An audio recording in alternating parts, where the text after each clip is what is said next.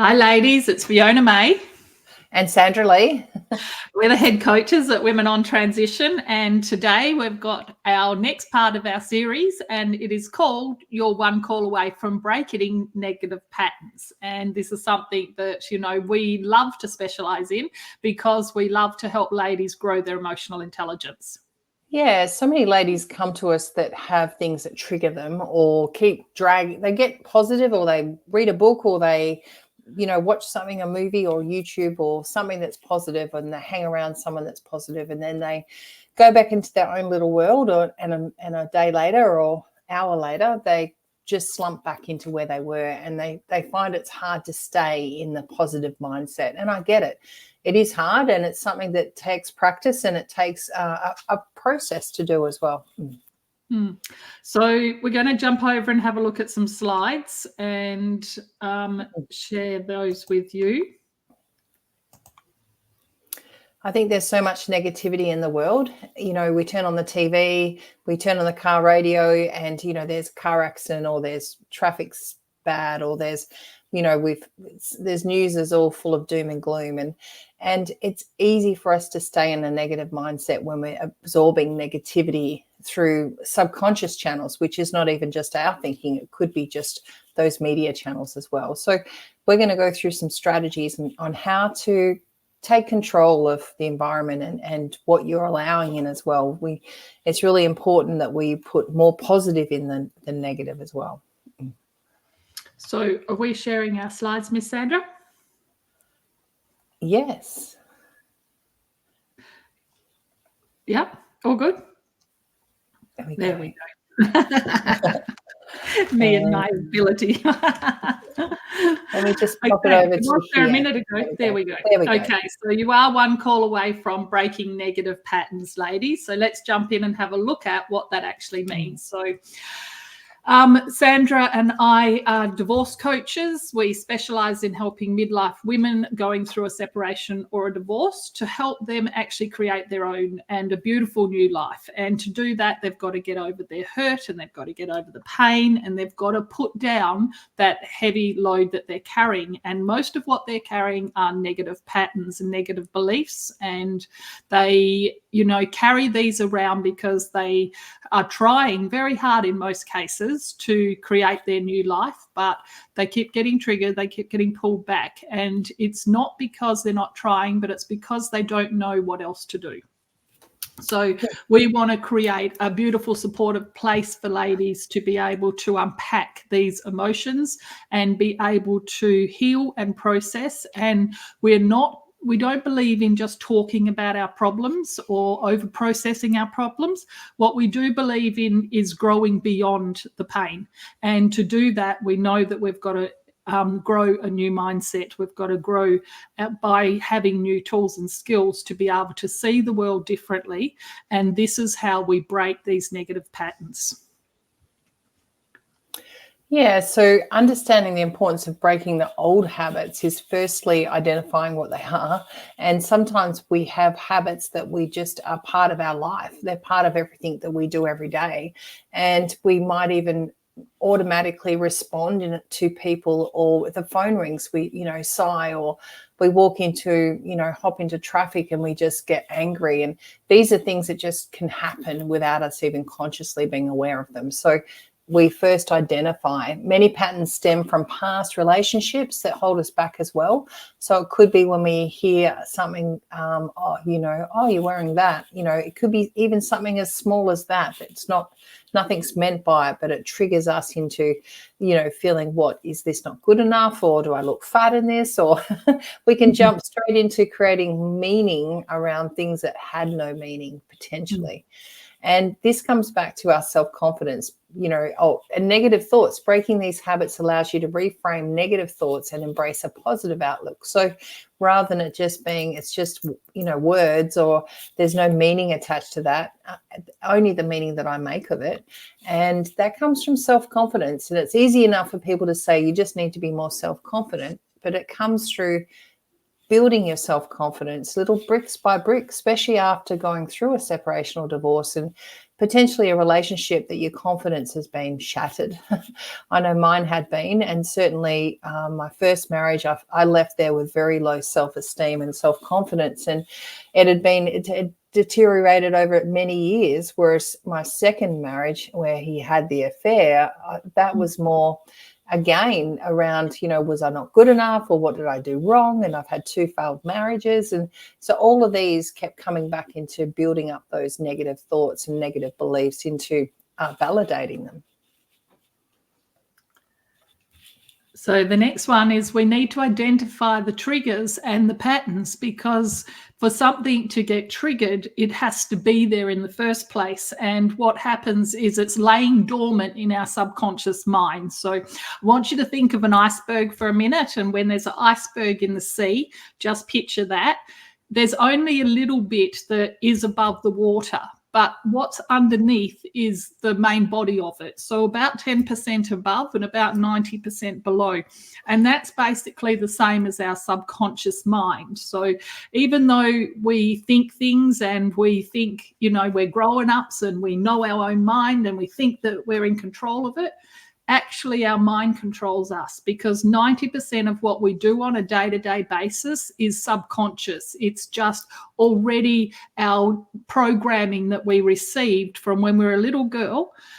This programming is running our life. And even though we're a big girl now, 40, 50 years old, 60 sometimes, we are still being controlled by the thoughts that we had as a little girl, and our experiences and the beliefs that we formed are still running our life today, even though we're a grown up.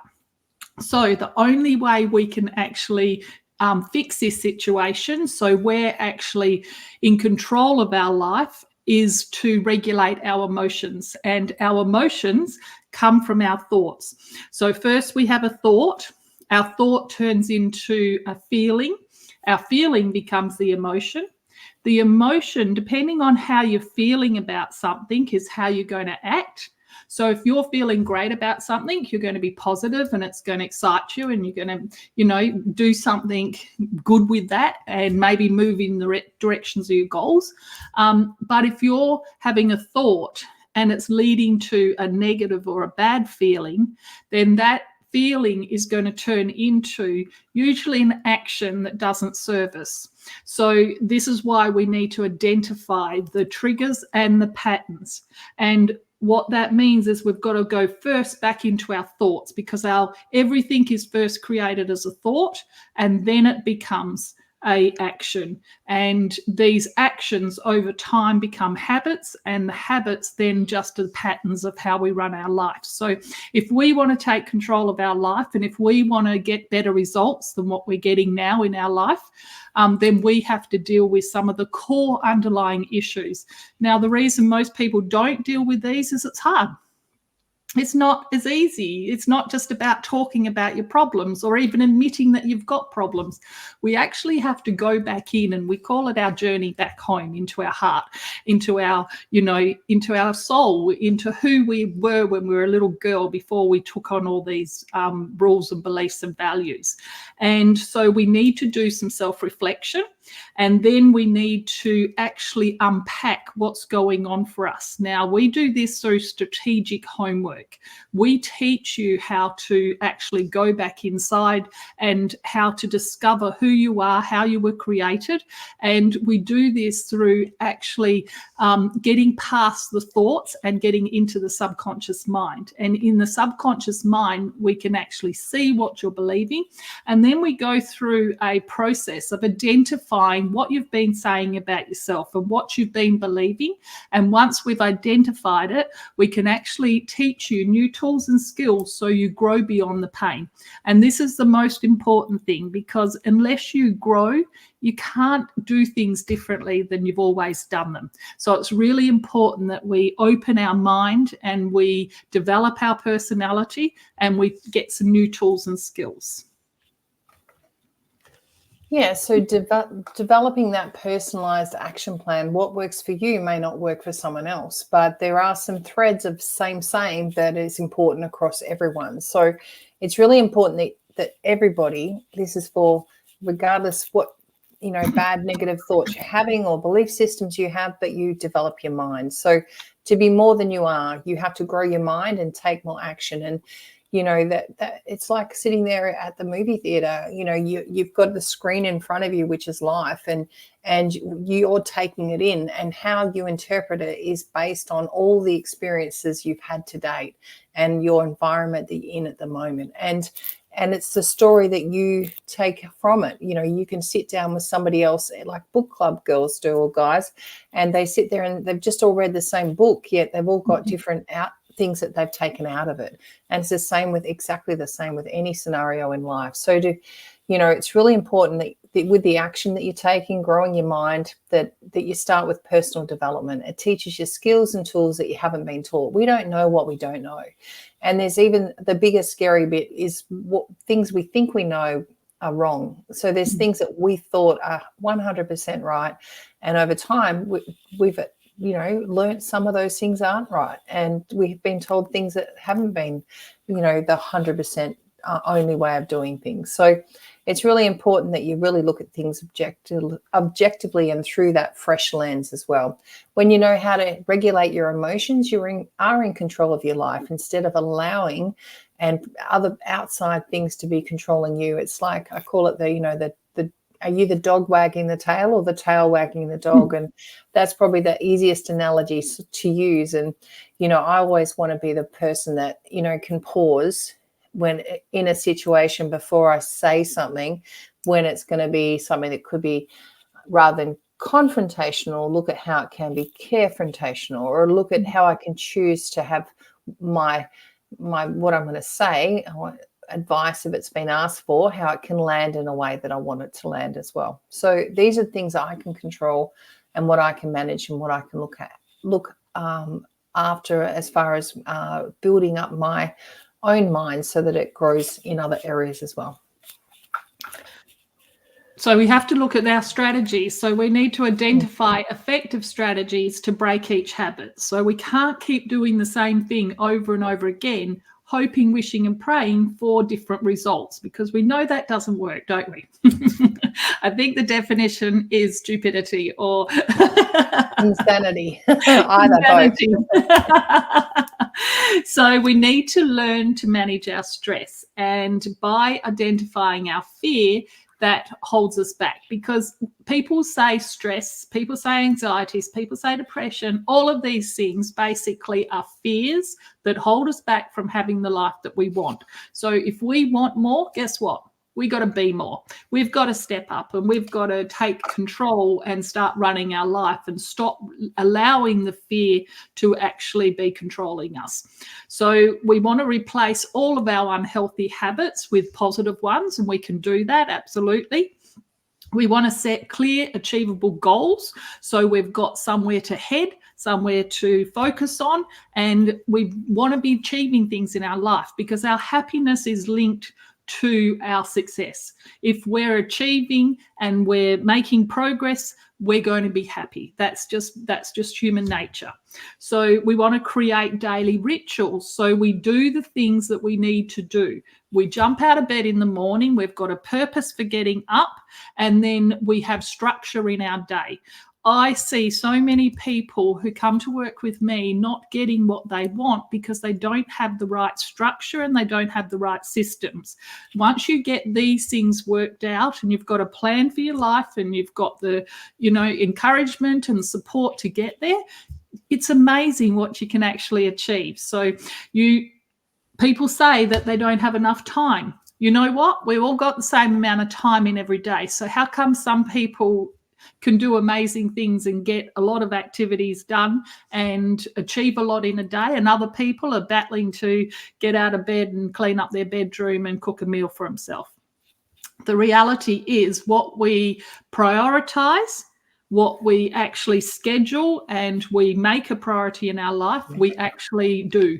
And so we want to turn off the TV if you want some extra time, or look at all the things that you do that are wasting time, that aren't productive, and they're actually feeding the negativity. So if you want to break negative habits, you've got to stop putting more and more negativity on top of what you've already got. We want to turn off some of that rubbish out there, and we want to start filling our life and creating our life with more positive things that are moving us in the direction of our goals. You know, I had a good friend that a couple of years ago went through his journey of Hodgkin's disease, and he ended up having to have a lot of chemotherapy over a period of time, and sessions after sessions. And he said the best thing he did every morning was actually swing his legs out of bed and get up and brush his teeth. And he said sometimes he stayed in his pajamas or went back to bed, but it was getting up, brushing his teeth, having a shower, just doing some little things that were ritual. And he said, I've got this. That was what he used to say, brush his teeth, I've got this. And he said it was just those things. He said he saw some people through his sickness and through the journey, and certainly longer stays in hospital, with people that just wouldn't even get out of bed. They wouldn't brush their teeth, and they were just laying there and just in there. And he said these are the little things that made the massive difference in his journey to full recovery. And that, he said it's no one thing that gets us there. It's a lot of little things that makes a massive difference. And these are the things that we can let slide because, we just are in the slump. But these are the important things to step into. And seek support. Go to somebody that's been where you want to go and has done the yards and can give you some easier route and pathways so that you can avoid some of the hardships and some of the pain as well. So, we are the divorce recovery coaches because we've been through, unfortunately, a couple of 3 divorces between us. And these are the things that we've learned the hard way, and we've learned financial hardship through it, as well as emotional and lost friends and all the things that happen. And it's how you can talk to someone that gets it and has been there and can support you on this tough journey as well. And everyone has blind spots. Like I said before, we don't even know that there's a car there because we can't see it. And yet there is one. It's a blind spot, and it's not our fault. We just don't know that we should have looked differently or how to look differently. So it's really important, one, to understand that there are blind spots. That's probably the biggest breakthrough, and that there's more than possibly what you think there is. And be open, not the I know. And I always think, well, I want to know rather than I know.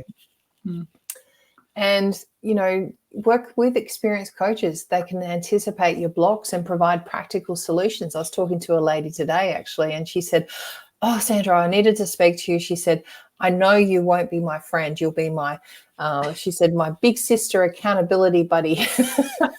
And I said, I'm not sure what your big sister's like, but I said, I certainly can be your accountability buddy. And, we walked through the things that were roadblocks for her. And by the end of the call, she got that it wasn't the roadblocks, it was her mind. And the mindset can get through and over and under anything if it's in the right place. And nothing can hold us back if we're there and we need to get on and, rescue a child or do something that we're determined to do. We've just got to have a big enough why to achieve it. And do the opposite of what you've been doing and learn to celebrate your successes. How many times through your life have you celebrated yourself? It's all very well. We go through and we celebrate everyone else, our family, kids or friends, and turn up there. But we don't celebrate ourselves. In fact, we've been raised in many situations to actually not be bragging and not to be big noting ourselves. And yet this is something that you deserve to be proud of. Why? Who said that it's not okay to do that? And this is something that when you celebrate, there's a psychological shift that happens that drives and motivates you to actually achieve more. And I know through experience, one of the things I used to do when I had a little win with my, it was more of a financial win when I had either picked up new clients or I'd gone through and settled on a property that I had just renovated, or there was a little financial win that I'd had, and I'd set myself a goal. And I used to go out and I gave myself a budget that I was allowed to spend $600 on whatever, depending on what the win was the it was a percentage usually, but say it was about $600, which is a lot that I could go and just spend on whatever I wanted to. And I remember one day I came home with some cushions. And my husband said, "What are you, $600 on cushions?" I said, "No, you're not allowed to have an opinion. This is my win and my what I'm choosing." And as we know, ladies, $600 doesn't go too far on cushions, but certainly I got some nice cushions out of it. And every time I looked at them, and I loved them, and I loved seeing them on the lounge, and it made me feel good. And that's what. And when I come home, or everything set up on the lounge and everything matched, and it was really gave me a personal sense of satisfaction that I'd earned the money. I'd had I'd gone through and achieved a goal I'd set and worked hard to do it. And it was something that I set myself as a win and motivated me again to do it again. So these are the things that we don't do enough of. And take your walls down, ladies, and allow other emotionally healthy women to support you. We just feel that, we've got to do it ourselves, and we don't. And showing vulnerability is not a sign of weakness. It's a sign of strength. Only strong people show vulnerability. And it's important to know that, when you're in a trusted circle, that sharing and showing that side of you that other people don't always see is definitely something that helps you to break through to that next level of emotional intelligence. Only 4% in the world end up doing work on themselves at this level, and understanding that thinking is more powerful than anything else that they could be doing in their life. Excellent. So we've got to implement effective habit breaking strategies, because doing things that don't lead to results, we lose motivation very quickly, don't we? How many people have started something and within 2 to 3 weeks they've petered out, they've lost their enthusiasm, and it goes by the wayside. So what we've got to do is implement effective things that actually work, groundbreaking strategies that aren't necessarily well known or talked about, because like Sandra just said, if only 4% of the world's population are really getting to an elevated level of emotional intelligence, then not everyone knows this stuff, do they? But I can absolutely tell you, the more I grew my mind, the more emotionally intelligent I became. Every single area of my life improved. And so I'm just such an advocate for it. I don't believe there's anything more important that we should be giving our kids. I always said to my kids, I don't care what I leave you, in my will. What I do really care about is I want to make sure you're educated and you're emotionally intelligent, because if you're emotionally intelligent, you can regulate how you feel, you can regulate how you handle situations, then you can regulate your life. You are the one in control of it. Your life is not controlling you. And I wanted my kids to know that it doesn't matter what life throws at them, whatever, they can handle it. They don't have to, suffer. They don't have to, go into story and create stories about why things are happening to them. They know that they have the power to be able to change their situation because they control their mind. So we need to plan and take small steps, start with small achievable changes. So it is literally a step-by-step journey. I call it a transitional journey because everyone has to start at where they are. And that's just where we're at. That's what we've been taught, what our parents were able to give us, what our teachers, our mentors, what we know right here, right now. And most people think they know more than they do. That's just the reality. So often we have people come to us and they say, I've studied all this stuff. I know all that stuff. And I 100% hand on my heart know that once they start going through some of the processes, the material that we have, they've just blown away. And so it's not it has no indication on your actual level of intelligence, because you can be taught how to do other things. You can have degrees and you can have other experiences and TAFE certificates and trades and all of those things. You've been taught how to do them. but nobody really teaches us emotional intelligence or relationships or communication or strategic intervention where we're being able to manage situations. So these are all the things that we put into what we teach our programs. So the second thing is you do need to have a reward system, because doing things and not getting a result, you're going to lose interest again. So we have to build that in, and we have to build a daily ritual in where we're celebrating ourselves, because it's not okay to keep bashing yourself up. Most of the ladies we work with, they're so hard on themselves. They've been listening to negativity around them for so long, they start to take it on themselves. And we start these processes where they have to be kind to themselves and they have to recognize their achievements. And for most ladies, it is so hard because they're so critical. And the sad thing is, when we're critical about ourselves, we're critical about other people. And when we judge ourselves hardly, we judge other people hardly. So, even though we're a mum and we're loving and we're kind and we want our kids to be the best people they can be, what our kids hear is not that I love you, I think you're amazing, that, you've got the world in front of you. What they hear is that they're not good enough, and they hear all the negative things that we think and say about them. And we might say, 1 negative and 3 positive, but what people focus on is the negative. So we've got to be careful of how we process for ourselves. And when we're kinder to ourselves, we start to naturally be kinder to other people, and we celebrate other people's success. So we've got to do mindfulness and, become aware of your thoughts and your feelings and the way that you're showing up in the world. And we need to acknowledge our fear. Everyone has fears, and our fears stop us achieving what we want to achieve in life. So unless we deal with those core underlying issues, nothing's going to change for us. So we've got to learn to name our fear, and then we've got to learn to dance with it. And we have to have healthy coping mechanisms, because if we don't, we're going to have unhealthy ones. Now, the world is full of people who go to a job, they get up in the morning after not sleeping well. They get up in the morning, they don't necessarily even have a great relationship with their partner. They go to a job all day that very few people, only 17% of people, love their job that they go to every day. They come home from work, they're tired, stressed, angry, whatever. They've traveled in traffic, they're frustrated. They come home and they have a couple of drinks, or they have a couple of joints, or they have a couple of smokes, or, whatever. But these things are all numbing the pain.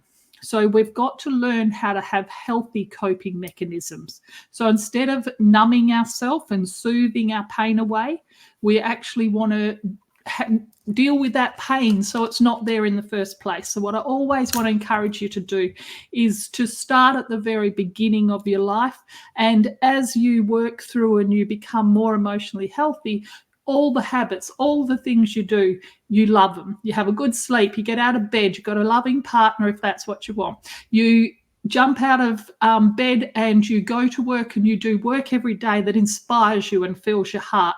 And then you come home from work, you're feeling good, you do some exercise, you've got a dog, whatever it is, and you've got friends and you're celebrating. And instead of watching the shit box, what I call it, you spend some time, building connecting in with your kids or your partner, or doing some board games, or doing something that actually fills your soul. And then you go to bed and have a nice sleep again. So, we've just got to change up some of the things that we're doing in our life, but we don't get to do that unless we become consciously aware of them and we're looking for alternatives. Yeah, so overcoming setbacks and staying motivated, that's the tough bit. It's okay you get that little injection of positivity. And Zig Ziglar had a quote, and I saw years ago, and it was, motivation's like a shower. You need to have one every day, or have some every day. So it's not just enough to have one and that's it. So self-compassion, be kind to yourself. Setbacks are like a part of the process. It's like a diet. You're going to, have something naughty that you shouldn't maybe have. And then it's about your responsibility of showing up the next day and starting again, getting out the protein shake and getting back on track, getting back into your good habit. But knowing that when we do slip up, don't beat ourselves up and throw everything out. Just slip up and get back on track and just go, you know what, I'm human, I slipped up, and I'm going to just try harder tomorrow. And maybe put some more signs up on your mirror, or put some more quotes. I used to put positive quotes and sayings all over the shower. I used to just type them up in the work, and then laminate them and bring them home, and I, with blue tack, put them up in the shower recess. And the kids would get all embarrassed when we had visitors come and stay, and they'd ask me, can we pull all them down? And I'm like, nope, might get some motivation out to your friends as well. Sharing the positive love. And but anyways, they soon got to learn it, and quite often their friends would go, oh, I really like what that's saying, or they'd come to me and say, oh, why are you doing that, or what's that about? And it is about you're training and sharing this down into another generation, and that's going to pay it forward for years to come and generations potentially to come. So reframing, viewing challenges as learning opportunities. You're learning or you're earning. I heard years ago, and it's either, you might something that you've made a mistake with. You might have cost you. You might be earning it not just with money, but it might be with emotion as well.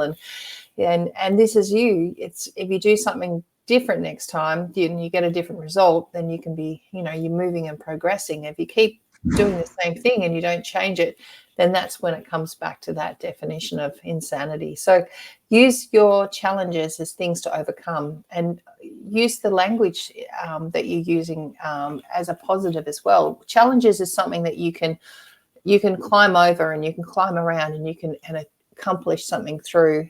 Whereas if you say it's an issue, or it's something that is a problem, then that's what it is. It's an issue or a problem that's stuck, and you get stuck in it as well. So I always think of challenges as something that I can rise up and step over.